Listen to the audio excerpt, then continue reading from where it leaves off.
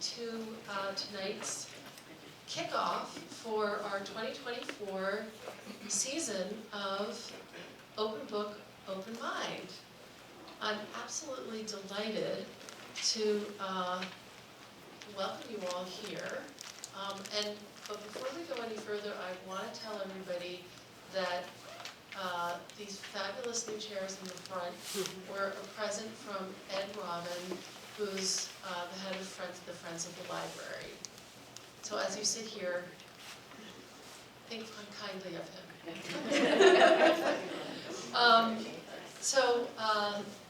Tonight we have a tale of two Kates.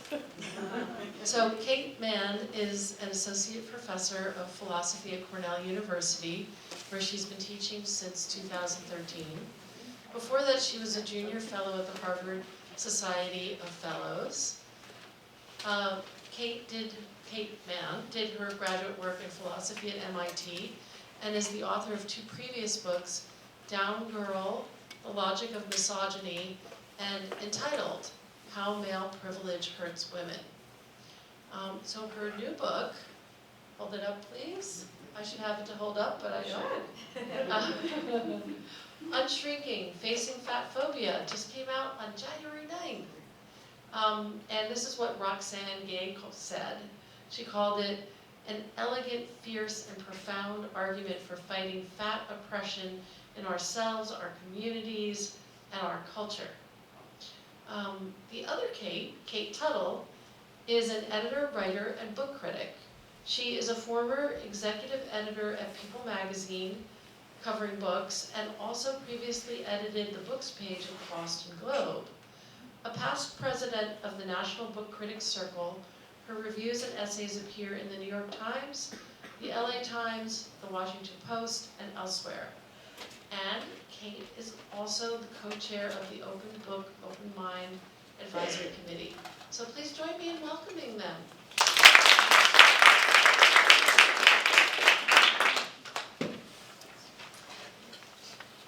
So I think they just turned on our mics.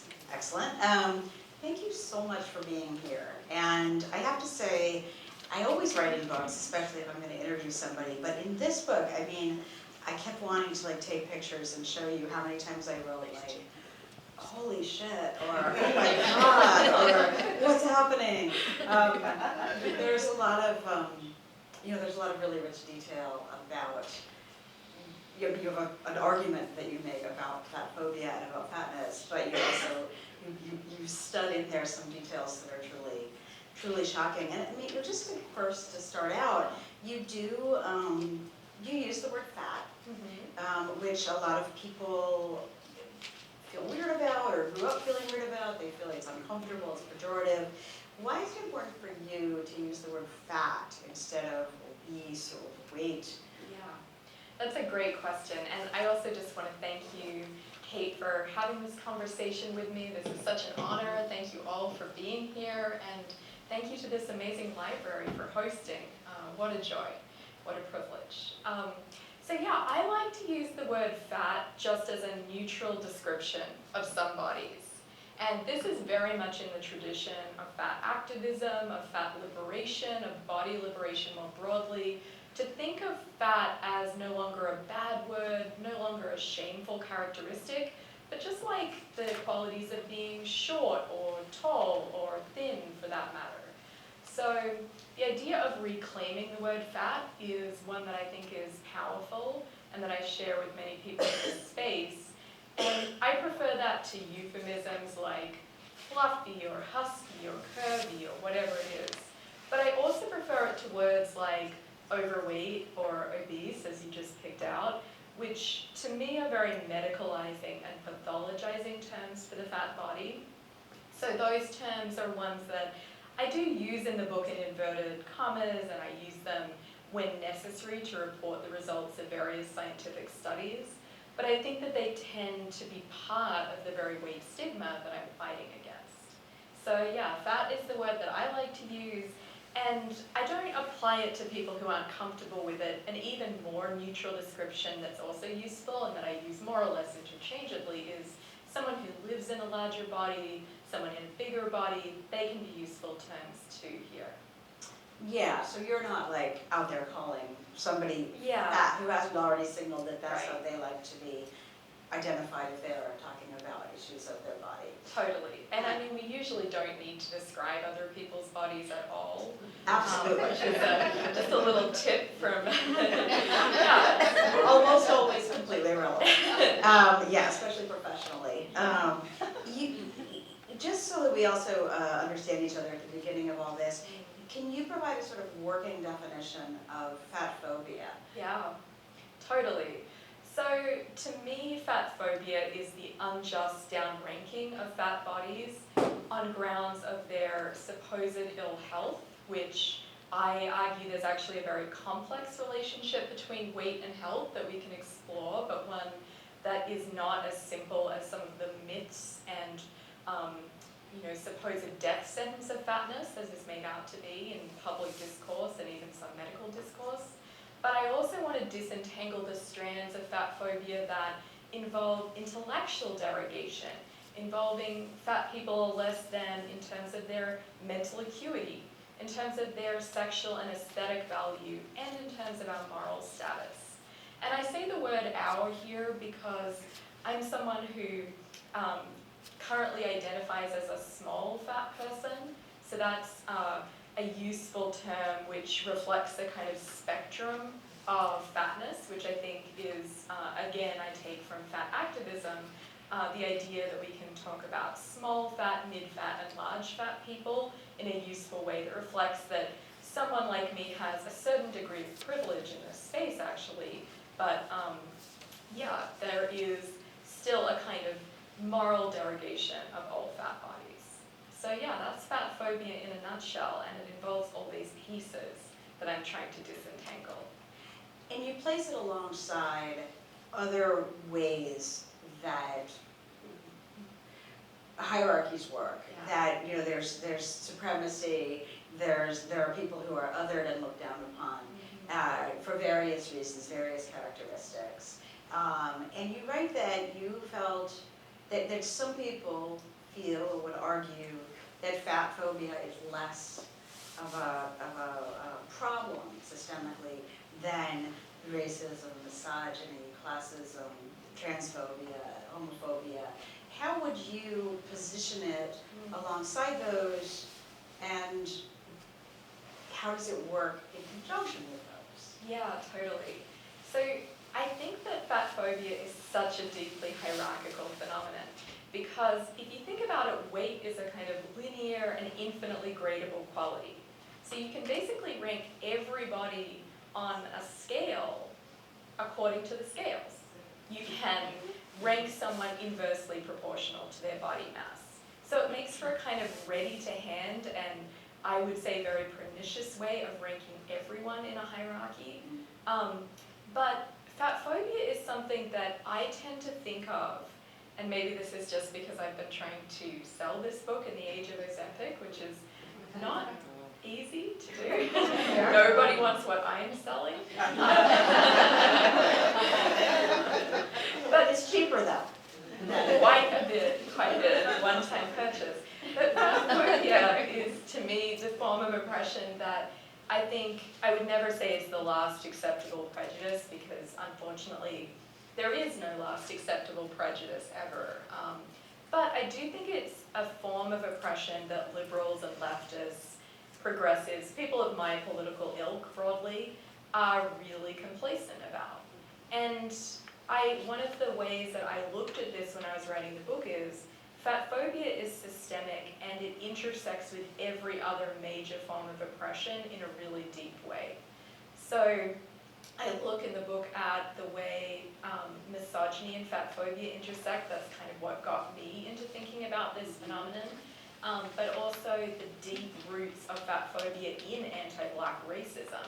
That, I thought, was one of the most interesting chapters in the book. You would talk, of course, about Sarah Jacques Bartman, the so-called Hottentot Venus. You talk about the Venus of Willendorf. You talk about the ideas about bodies, and particularly women's bodies, and how, at least according to the white men who were writing at the time, these ideas changed around the time that we used to call the Age of Exploration, and now we might more accurately say was sort of the beginning of sort of European empire, colonialism, and the transatlantic slave trade. Yeah. And that ideas of fatness being linked to bad, all a number of negative stereotypes were often sort of mapped onto the same stereotypes that white men were experiencing with, were sort of putting onto African bodies. That's exactly right. And yeah, this underscores the way that you really can't solve any of these forms of oppression without addressing fatphobia.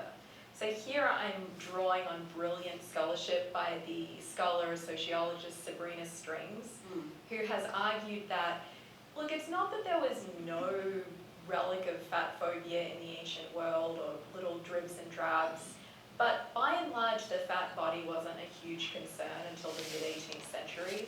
So fatness was often seen as a sign of wealth and prosperity and abundance and luxury.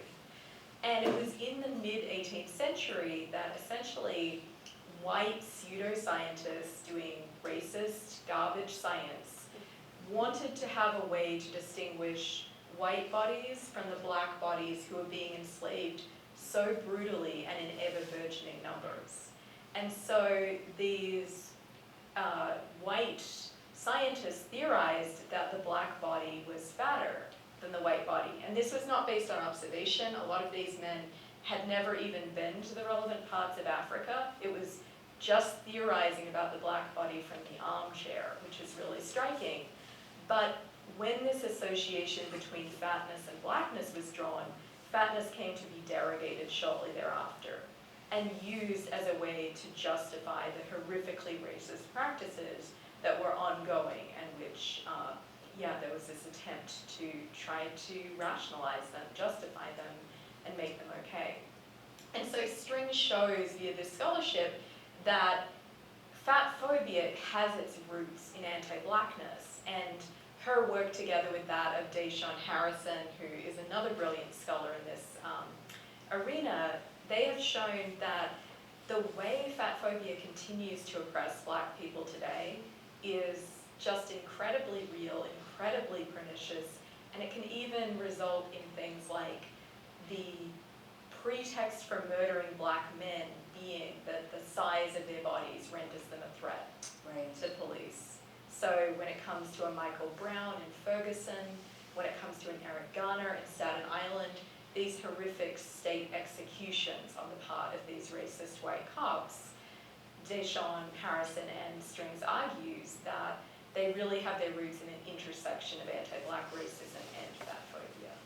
You also write that you can see it still, although not in a deadly form, but in a really insulting form, in the way a lot of people talk and write and think about Serena Williams.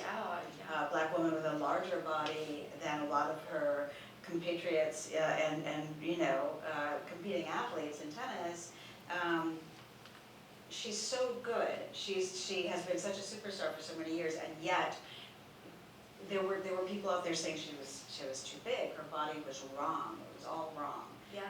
I mean, this really gives the lie to the idea that the deepest concern with fatphobia is health. Yeah. Like, this is one of the most physically impressive athletic superstars on the planet. And people would still downrank Serena Williams in virtue of her having a slightly larger physique than certain other counterparts in tennis. I mean, it's so striking because this is not only a brilliant superstar, but also a thin person. So this is someone who is not fat by any stretch of the imagination, and yet just her being a little bit larger in terms of her physique than some counterparts made her ripe for the kind of misogynoir and fatphobia that is just such a scourge in America today. I mean, there was one moment where a white tennis player imitated Williams by stuffing tennis balls down her skirt to imitate the size of her butt, which was sort of making for this visual, eerie and horrifically racist echo of the Hottentot Venus. I mean, these kinds of displays are just peak misogynoir, and I think they show how certain stereotypes about black women's bodies intersect powerfully with fat phobia to make this a site of exploitation, of colonialism, of horrific racism, and of a kind of the furthering of a certain ideal of white Protestant womanhood that String shows was rooted in thinness. Thinness became that gold standard for white women's bodies.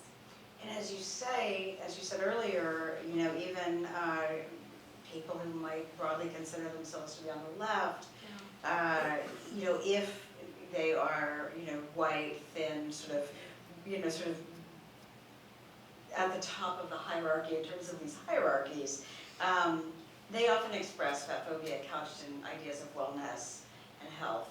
And you write about how complex the relationship is between fat and health.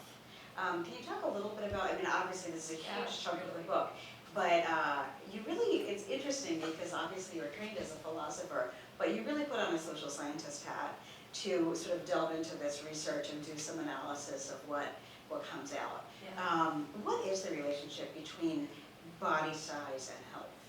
Yeah, I had to do this because guess what the first topic is that anyone brings up on the internet? Oh yeah. If you say that you're interested in fat shame or fat phobia or the downranking of fat people, they're like, but it's just not healthy. Right. And so that's like, it's almost like this thought terminating cliche that then invites a careful look at the evidence we have on this topic, because it turns out this is a really complex relationship. So meticulous epidemiological work by the brilliant CDC scientist Catherine Flegel shows that the relationship between all-cause mortality, which is just what it sounds like, dying from any cause, all causes, it can be represented by a U-shaped curve. So interestingly, the lowest point in that curve is being quote-unquote overweight according to your BMI. That's where you have the lowest mortality statistics on average. So it's really interesting because someone like me who, I think last time I checked is in the overweight range, if I go to a doctor, the automatic advice is lose weight. But it's like, well, why exactly when the statistically mortality risks are lowest at that weight range, especially as you get older, actually. Flegel also showed that when it comes to that U-shaped curve, people who are even quote-unquote moderately obese, so with a BMI between 30 and 35, and I hate the BMI, it's garbage, it's racist, we can talk about it. It also comes from race science, right? It comes right from, it's very much in lockstep with the foundations of the eugenics movement. But just to use it as a reference point, people in that category have a similar mortality risk profile to people in the average weight category, which, by the way, is not average weight, it's lower weight than is average for Americans. Right. So it kind of raises the question, why do we have these categories when they're not based on who has the greatest mortality risks? It's just based on what people thought our bodies should look like. And these very, very arbitrary standards that were often based on just investigating the bodies of originally white men in the 19th century. So it does bear mentioning that people who are underweight or people who are more than in this quote-unquote moderately obese category do have greater mortality risks. But what we don't know is whether that's causation or mere correlation. Because to focus on the right-hand side of that curve for a moment, if someone is very fat, and here I'll use the language I prefer, as I once was, some of those people are very healthy, as I was. I think I was healthier at a larger size, actually, than I was after the kinds of things that I did to my body to make myself shrink. But also, people who are fatter are subject to enormous amounts of weight stigma. They're subject to terrible medical care. They often don't have access to the kinds of humane, compassionate medical care that are required in order for someone to live healthily in their body. They often don't access preventative care because as someone gets larger, especially for women in direct proportion to increases in weight, people avoid going to the doctor altogether. And people who are heavier will also often be subject to what is known as weight cycling. So heavier people are the ones being put on diets, losing weight, then regaining weight, repeatedly going back and forth, and that turns out to be really hard on the human body. Turns out that that has cardiovascular effects, it has metabolic effects, it increases rates of type 2 diabetes, and it has immune dysfunction effects and mental health consequences. So when we say there is a correlation between being very heavy and having certain health risks, we shouldn't be assuming without more knowledge that that is just a result of adipose tissue rather than the result predominantly of discrimination. Right, and one thing you write about is, not just, people, especially women, I think, who put off going to the doctor. We know that men put off going to the doctor for a variety of reasons, but women, we're better than men at going to the doctor. However, getting weighed every time and fearing that we might face a lecture or, some negative feedback, we tend to put it off. Because doctors are human beings who are subject to the same forces of bigotry that the rest of us are. And one of the sort of stereotypes of people who are fat is that fat people lack willpower, they lack self-control, they're lazy, they're stupid. Can you talk about how those are baked into fatphobia, these stereotypes? Yeah, totally. And this shows up so powerfully at the doctor's office. This isn't speculation. There are study after study after study showing that weight stigma is actually particularly pervasive for physicians who will say things like, this isn't, by the way, implicit bias. This is explicit bias. This is people ticking the box on the form that says, as a physician, a fat patient would feel more like a waste of my time. This patient would annoy me. I have less desire to help this patient, and I would spend less time with this patient. So this is really explicit stuff. It's the same for nurses, many of whom say they don't want to touch fat patients and feel repulsed by our bodies. So these kinds of stereotypes have enormous effects, and you can see them more broadly. So doctors think that fat patients oftentimes are non-compliant, lazy, and lack willpower, but that is just a microcosm of a much broader social perception that there is some relationship between weight and mental acumen, competence, knowledge, being able to be trustworthy. When you think about it, it's so implausible that that should be the case. And they've looked at this in school children and shown that, guess what? It's not the case. There is no relationship between body size and competence. And yet it is so common in so many areas of life, in the workplace, in medical care, and in education. Teachers also think that larger pupils are less competent, and they think that people are less competent as they gain weight. And yeah, this is something which I have felt very powerfully as a woman in philosophy, where, we're a little bit, as a discipline, hung up on the idea of brilliance. Sure, maybe in ways that are not altogether healthy. And the idea of a fat woman in philosophy, especially when I've been much heavier than I am currently, has been so incongruous to some people that I remember going to a lecture, or it was actually a convocation talk, and I was just chatting with a man in the audience before giving this talk, and he had come to hear Kate Manne give a lecture. I introduced myself as Kate.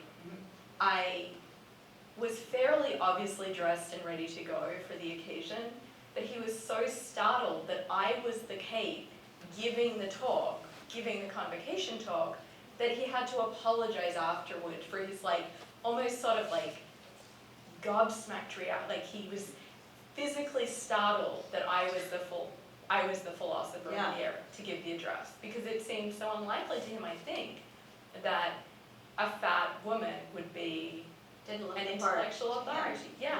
And I think you quote somebody in the book saying, if she can't discipline her body, how can she discipline her mind? Yeah. Maybe if somebody applying to grad school, or maybe already in grad school, but it's for hiring. in academia, and I assume in other fields, really the odds are stacked against you if you're a fatter person.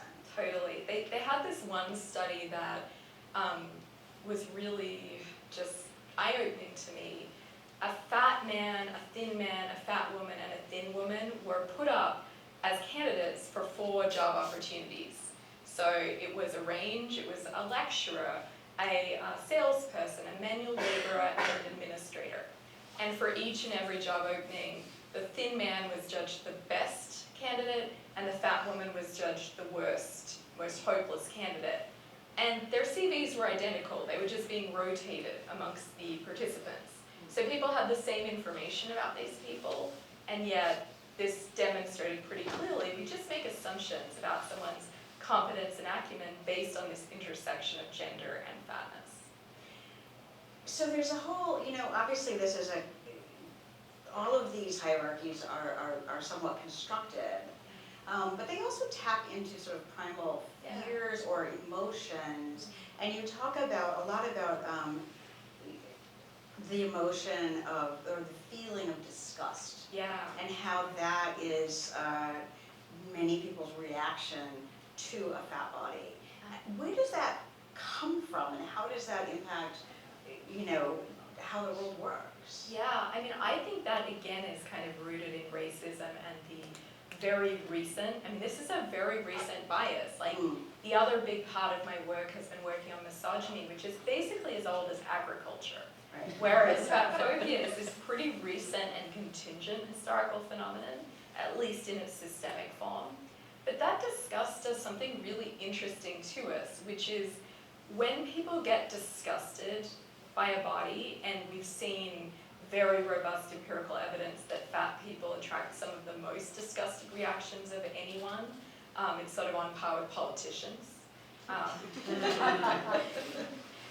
And unhoused people, which is, so, again, a lot of stigma that we need to address in multiple ways. But when fat people attract disgust, what happens when we get disgusted by someone is we tend to moralize their behavior. Yes. So there's this very robust, again, set of empirical results showing that if you hypnotize someone to feel a pang of disgust upon reading a random word, and then you just give them a very, very benign instance of behavior where they read that word, so they have this involuntary pang of disgust, they start theorizing that having a discussion with friends is morally dubious, or that there's something questionable about a student council representative having discussions with everyone in there. Just because that word they've been hypnotized or primed to be disgusted by appears in a description. Exactly. So this pang of disgust comes upon them unbidden, and then they associate completely benign behavior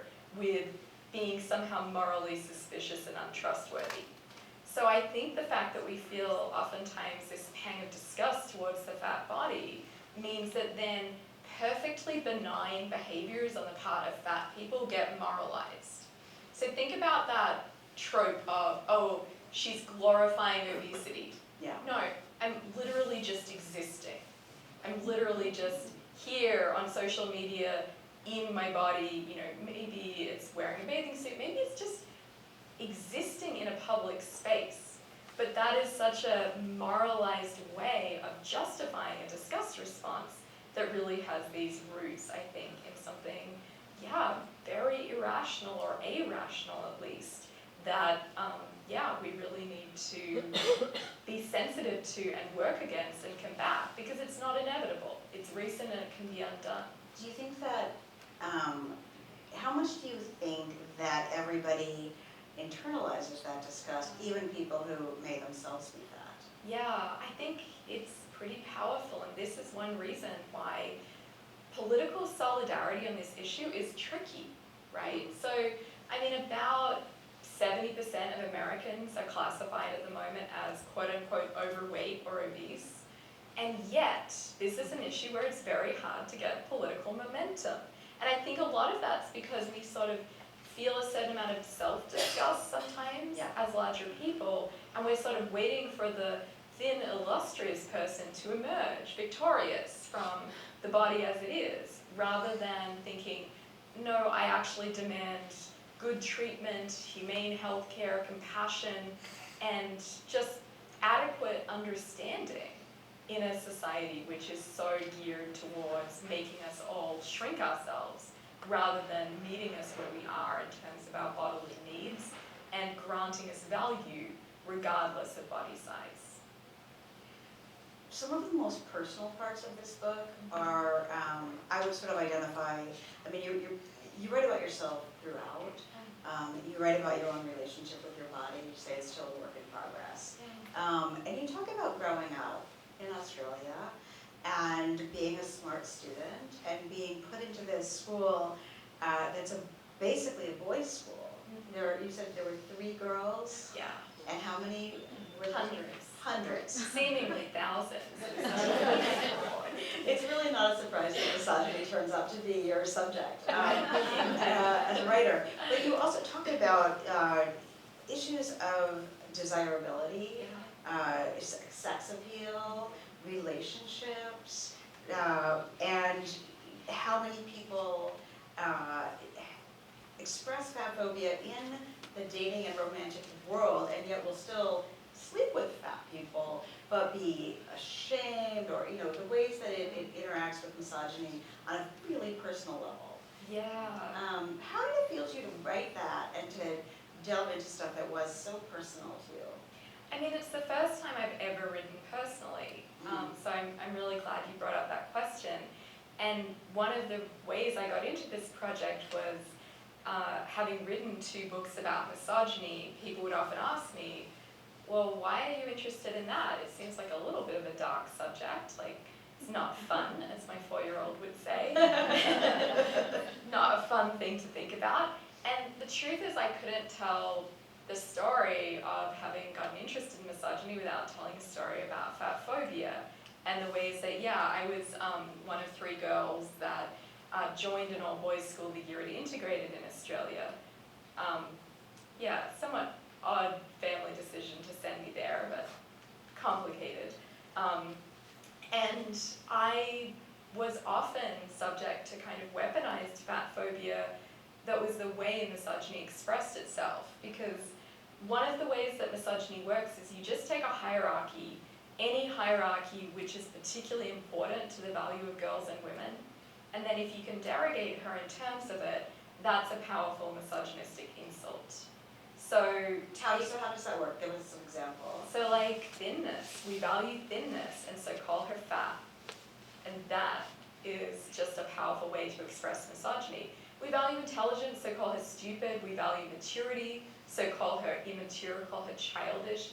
We value rationality, and so call a woman hysterical.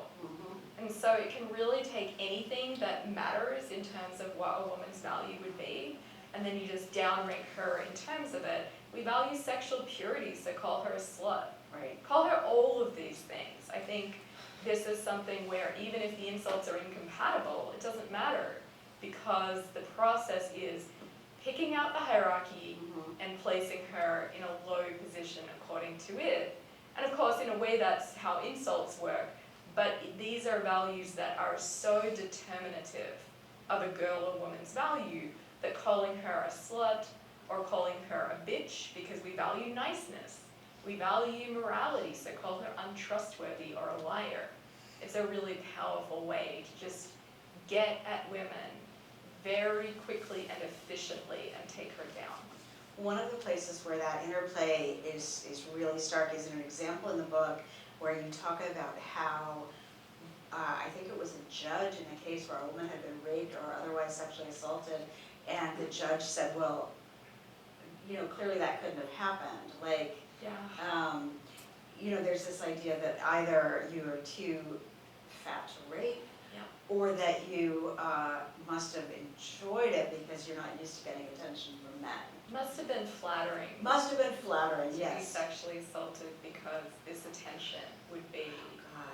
Yeah, it's really grim, dark stuff. But this was a case in Canada where the judge said the woman who was, barely a woman, she was a late adolescent, was probably flattered by the attention, having been sexually assaulted by this person, this man. And I think, there is some evidence, it's a modest amount of evidence, but there is some evidence showing that there is actually a disproportionate targeting of girls and women who are larger when it comes to sexual assault, probably because of a sense that we will not have as much ability to testify against our attackers if it comes to that, because we will be less credible. So I think all of this is, again, really complicated. I mean, one piece of evidence that I mulled over when I was writing the book was the finding that although there is this sort of disgust towards the fat body, there's also attraction to the fat body that's very common and prevalent. I mean, pornography searches for fat women are some of the most common search terms in internet porn. And what it suggests is that fat women are often desired. It might be kind of mixed up in other stuff. Yeah. But the idea that fat women are just inherently undesirable is just factually inaccurate. Correct. But I think oftentimes fat women are regarded, if I may, as fuckable but not lovable.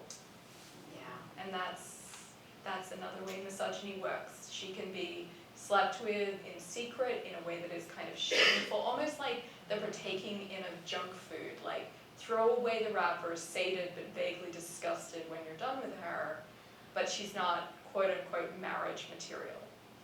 So this is really insidious stuff, and we see it show up in practices like that of hugging or pig roast, where, for those of you who don't know, fraternity brothers actually compete with each other to see who can bed the fattest or heaviest woman. This happened recently at Cornell, where I've been teaching for a decade.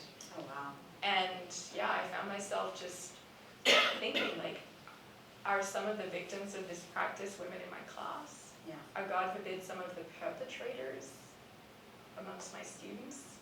This is happening. This is a practice on college campuses, and tellingly, there is no analogous practice for men. Fat phobia affects men, of course, but there are particular pointy forms of sexual fat phobia that I think affect girls and women in ways we really need to wrestle with as a culture. Well, absolutely. Yeah. I mean, there are so many of these really grim details. When It's you my specialty. How Sorry. did you keep yourself sane while researching the book? Yeah, well, did I? I think one thing that I always think about when I'm writing these, I mean, I do work on this really grim material, and I often think of it as having needed a lot of this theorized for me when I was 16 and not really understanding the misogyny I was facing. But now I feel like I occupy a place of real privilege and also safety and security. And so the question for me is often, how can I spend the coin of my privilege, including white privilege, including institutional privilege, class privilege, and the privilege of being now at most a small fat person in the parlance of fat activism.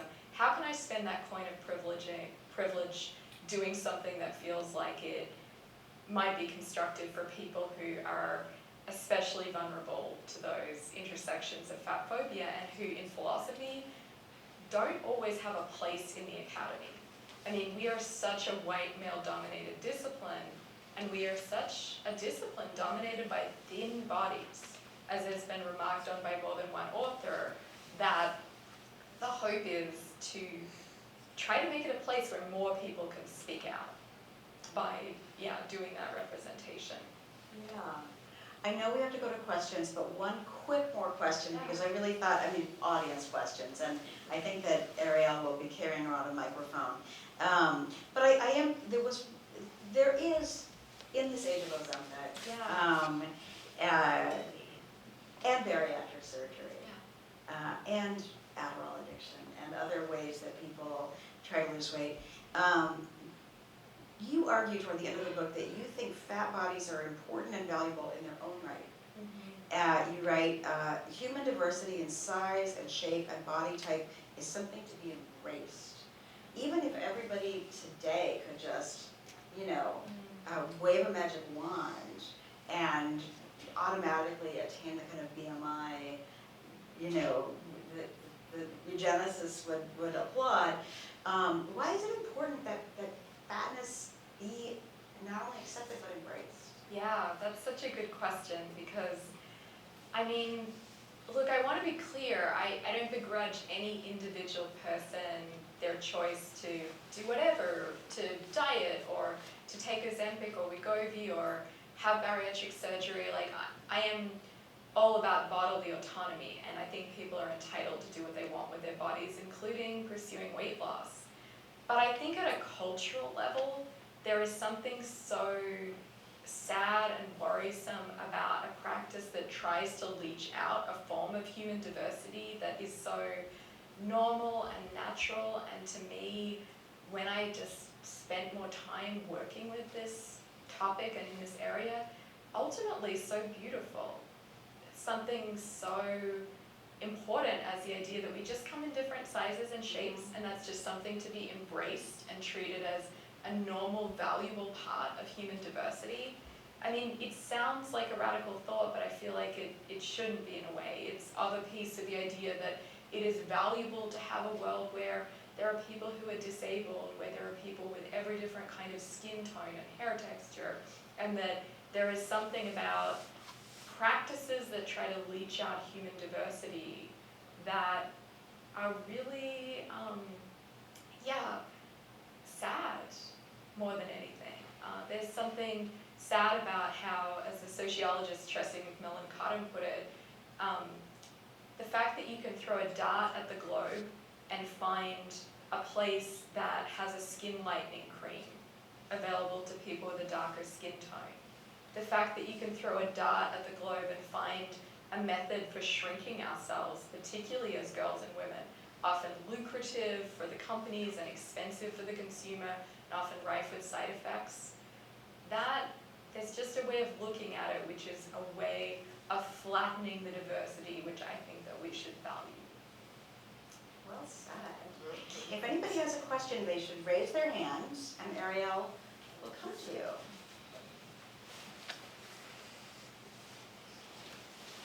Okay, let's make sure this is working. Okay, working. it is. Thank you, Ariel.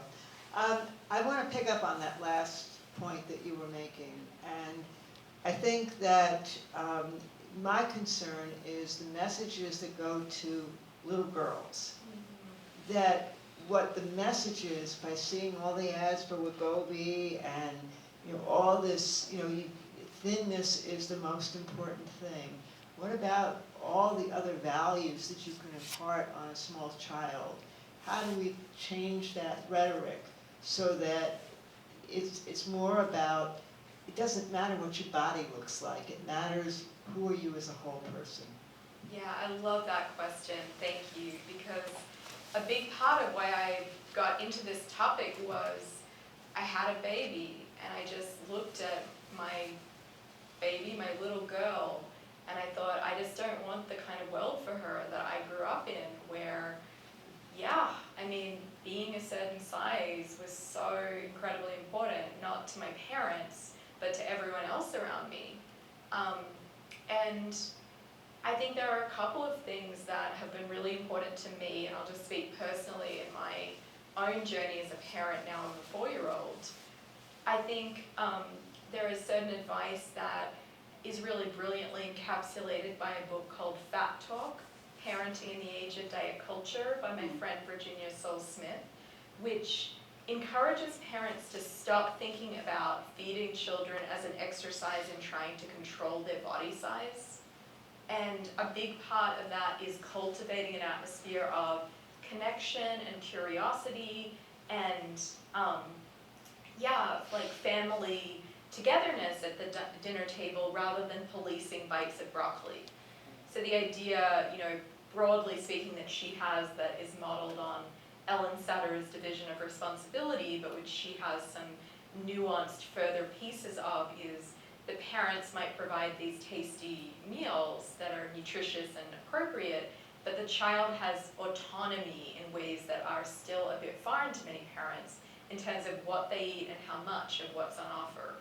And so part of it is, I think the eating piece really matters, but I also think that sending little girls especially, and little boys and non-binary kids and everyone, the message that all bodies are valid and valuable through representation is, again, a really important piece of parenting that I feel like is still a little bit new to us.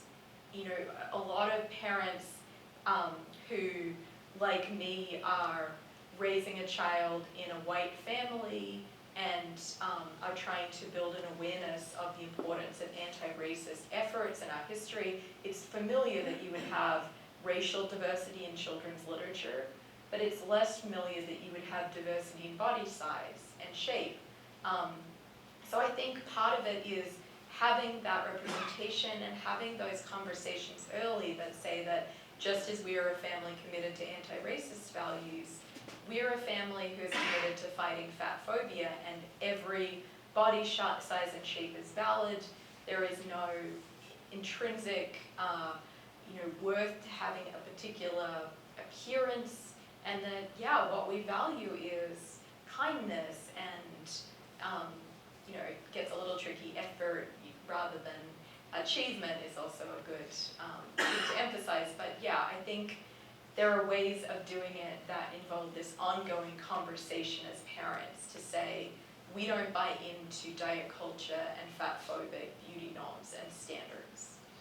And if you have other recommendations for further reading, we're going to be sending out an email, a follow-up email to everybody who signed up for the program, and we'd be happy to include those. And of course, there are an awful lot of really fat prejudiced children's books. Roald Dahl springs to mind as a librarian. Where all the villains are fat. Or sometimes they're too skinny, but usually they're fat. I'd be happy to. So I have. Thank you for a really interesting discussion. What I guess my view on this, and as I'm listening to you, and I'm constantly in my head going over, that this really comes from a scarcity mentality. And when food was scarce, then fat was in. When food is evolved into fattening, nutrient-poor food, which is readily available, then skinny is in. So it's sort of the Starbilly-Sneetches concept, right? I mean, I don't know. That's how I look at this. I grew up in Romania, so in the communist era, and you had the image of the fat, capitalist. The fat cat. And working, fit worker as good. And so this is a scarcity mentality. Yeah, I think you're really onto something. I call it in the book, or one thing that you could call it is the harder, better fallacy, which is that as it becomes increasingly difficult to achieve a very lean body in a calorie-abundant social environment, then we start to overvalue thinness because it's a sign of social prestige. It's a sign of having the money to buy the Peloton bike, the overpriced salad kit service. Ask me how I know. It's a sign of having the money, frankly, sometimes to buy weight loss drugs for purposes other than their original role in treating type 2 diabetes, where they are very important there. But yeah, it's increasingly a sign of having the money and the social cachet to invest in this thing that's very hard to achieve. And I think there's just this really very basic and very common fallacy at the bottom of it, which is that which is harder to achieve is more valuable. It's like, why? There's no real good reason for that, actually. If you take out the piece of it that's just pure capitalist profiteering, so making people spend more and more to buy more and more in the way of the expensive meal kit, very soggy, expensive meal kit, then if you take out that piece of it, it's like, well, actually, there's just no real reason to value that which is harder, and sometimes that which is easier is better. So yeah, I think there's a real piece of it that is, exactly as you said.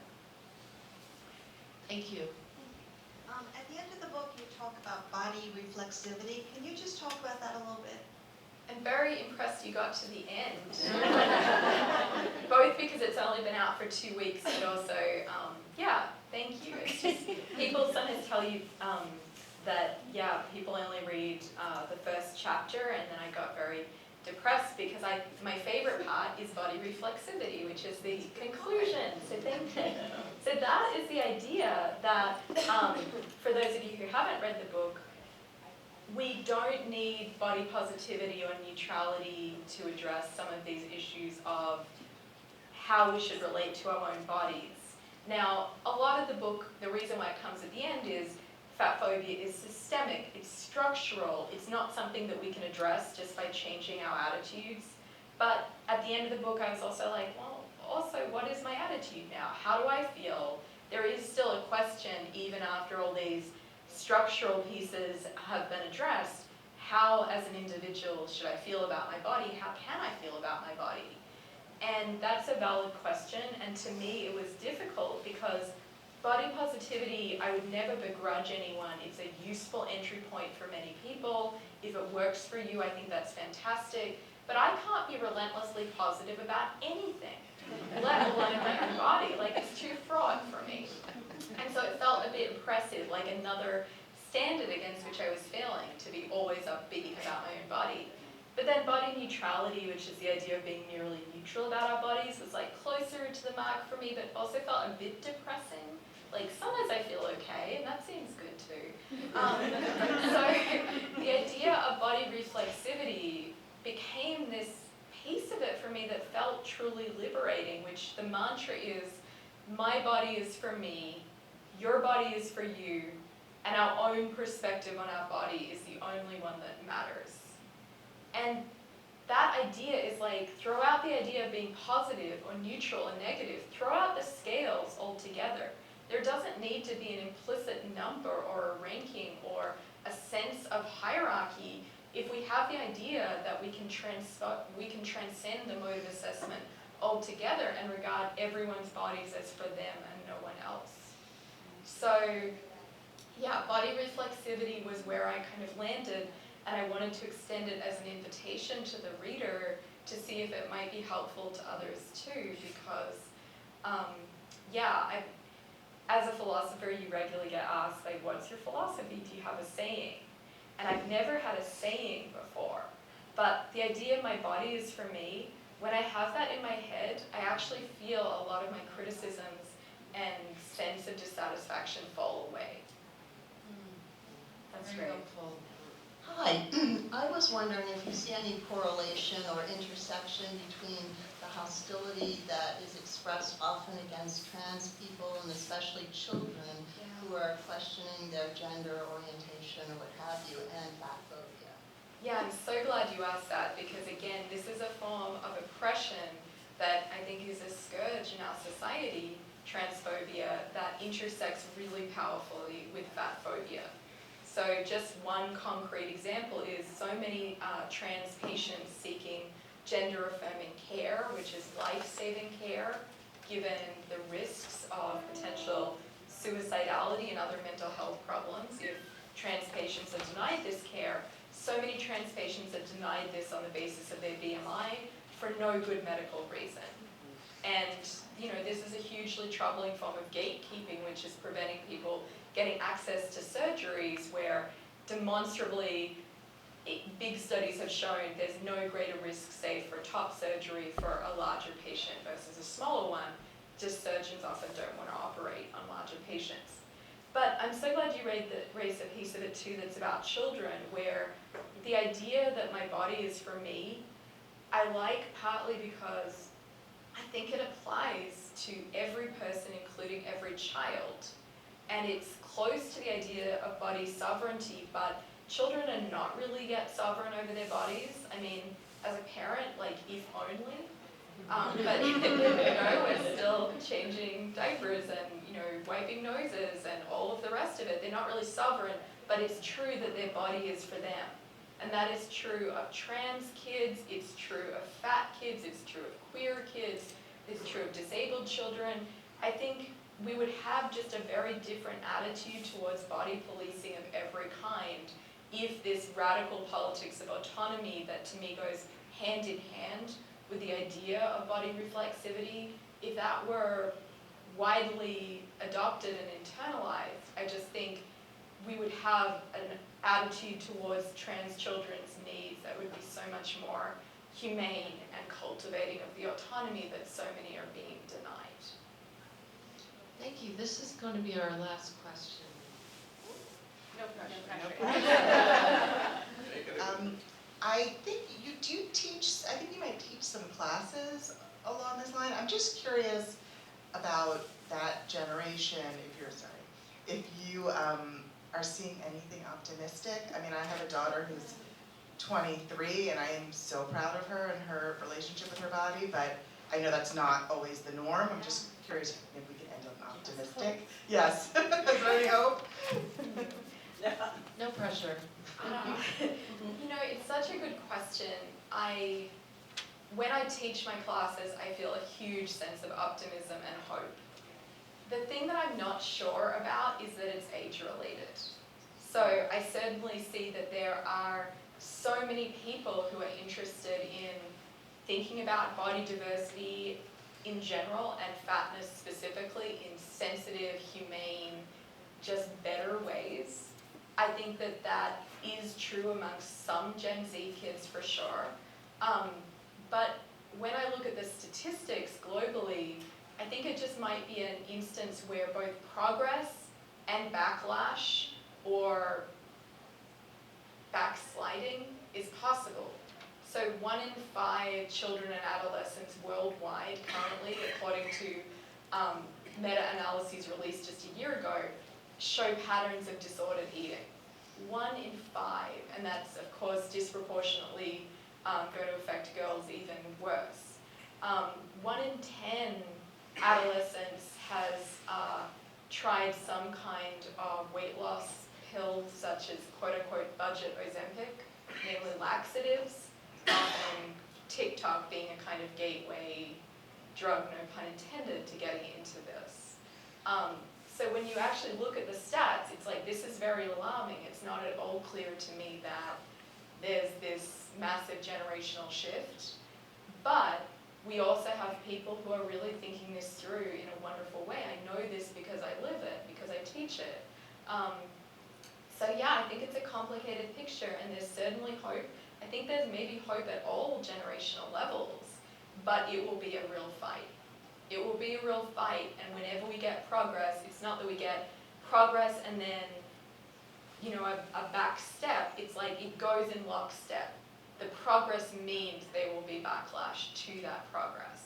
It's simultaneous. It's like what Carden calls a do-si-do dance, where the very fact that we've advanced in a way means that there will be someone attacking someone else for being, quote, you know, glorifying obesity online. The fact that we get better representation means there's also aggression. So yeah, I have a kind of neither glass half full nor empty thought about this. I would say just I'm thirsty. So I want to thank you for this, for your courage and your rigorous thought and your wit. So thank you. And